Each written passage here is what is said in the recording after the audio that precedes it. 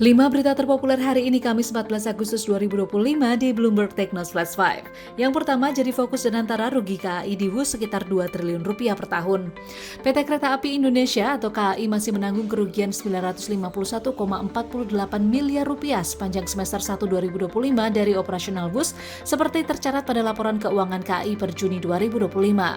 Jika dihitung selama setahun atau 2 semester, maka KAI merugi sekitar 1,9 triliun rupiah. KAI harus mengkonsolidasikan kerugian berulang sejak 2023 ini sebagai pemegang saham 58,53% konsorsium PT Pilar Sinergi BUMN Indonesia atau PSBI yang beranggotakan PT Wijaya Karya atau WIKA, PT Jasa Marga atau JSMR yang mengelola WUSH. Chief Operating Officer Danantara Doni Oskaria dalam rapat dengar pendapat bersama Komisi 6 DPR menyebut kerugian WUS akan masuk dalam daftar prioritas restrukturisasi Danantara dan akan dilakukan secara komprehensif agar tidak mengganggu kinerja jangka panjang KAI. Kedua, tawar-menawar tarif royalti untuk mal ditolak LMKN.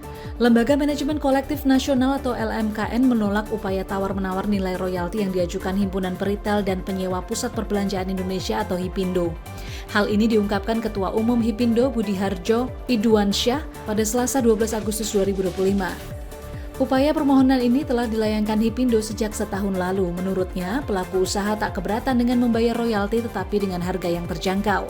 Ia juga menjelaskan banyak pelaku usaha yang telah menggunakan jingle yang sudah dibeli namun tetap ditagih royalti.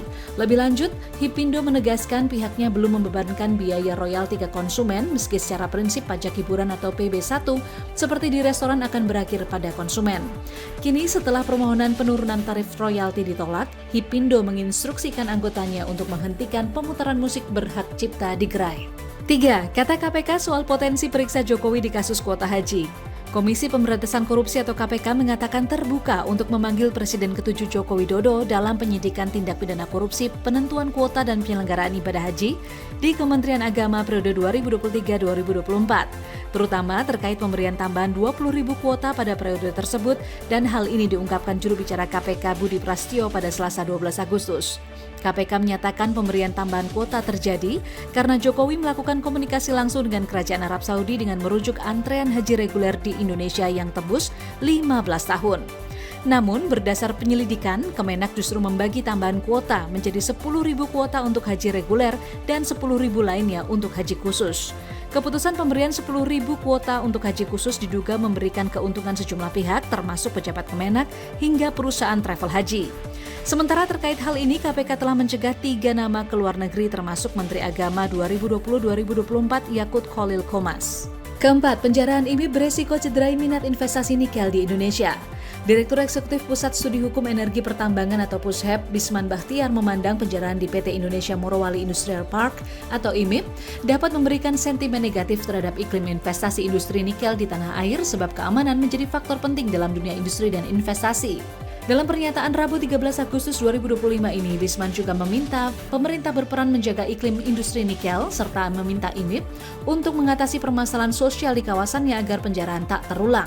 Sementara analis komoditas dan pendiri Traderindo Wahyu Wibowo Laksono menyatakan respon pemangku kepentingan terkait penjaraan ini menjadi hal yang penting dalam evaluasi investor terhadap industri nikel. Ia juga menyebut penjaraan pada 8 Agustus 2025 lalu dapat merusak citra IMIP sebagai kawasan industri yang kondusif dan stabil. Kelima, KPK, Bupati Pati Sudewo diduga terima aliran uang korupsi DJKA. Komisi Pemberantasan Korupsi atau KPK menyebut Bupati Pati Sudewo diduga terima aliran dana 8 miliar rupiah dari korupsi proyek pembangunan rel di Direktorat Jenderal Perkeretaapian atau DJKA, Kementerian Perhubungan di wilayah Jawa Tengah.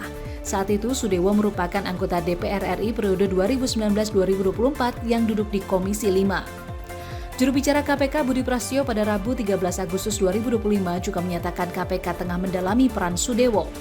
KPK telah melakukan penggeledahan dan penyitaan uang tunai sebesar 3 miliar rupiah dari rumah Sudewo. Ia juga berulang kali telah menjalani pemeriksaan KPK atas kasus DJKA.